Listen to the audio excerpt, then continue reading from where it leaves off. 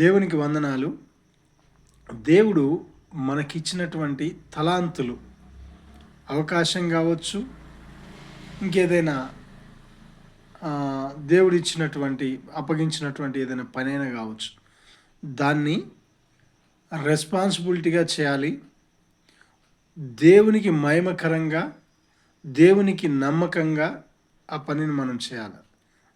ఎందుకంటే బహుశా ఈ లోకంలో ఉన్న మనుషులకి మనం లెక్క అప్పచెప్పాల్సిన అవసరం ఉండకపోవచ్చు. కానీ నీకు ఆ స్థితి, నీకు ఆ అధికారం కానివ్వండి, నీకు ఇచ్చిన సమయం కానివ్వండి, నీకు ఇచ్చిన డబ్బు కానివ్వండి, నీకు ఇచ్చిన కుటుంబం కానివ్వండి, నీకు ఇచ్చిన ఏదైనా ఒక ఉద్యోగం కానివ్వండి, వీటన్నిటి నిమిత్తము దేవుడు నిన్ను లెక్క అడుగుతాడు.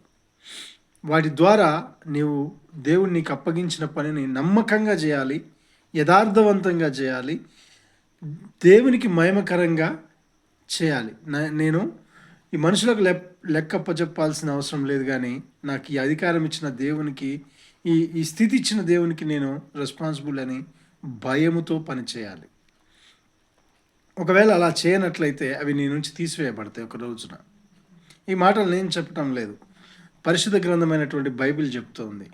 ఒక యజమానుడు తన దాసులను పిలిచి ఒకళ్ళకి 5 తలాంతులు, ఒకళ్ళకి 2 తలాంతులు, ఒకళ్ళకి 1 తలాంతు ఇచ్చాడు కదా.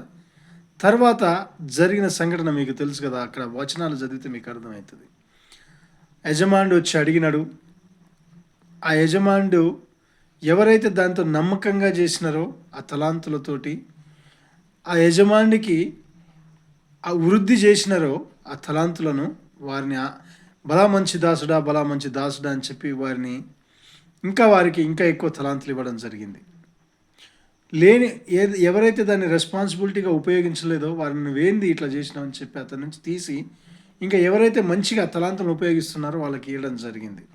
కాబట్టి నీ దగ్గర నువ్వు ఇంకా ఆశీర్వదించబడాలి అంటే నీకు ఇచ్చినటువంటి తలాంతులను, నీకు ఇచ్చిన సమయమైనా కావచ్చు, డబ్బైనా కావచ్చు, ఒక ఉద్యోగమైనా కావచ్చు, ఒక పదవైనా కావచ్చు, దాన్ని నీవు రెస్పాన్సిబిలిటీగా దాన్ని నెరవేర్చినప్పుడే దేవుడు ఇంకా నీకు తలాంతులు ఇస్తాడు.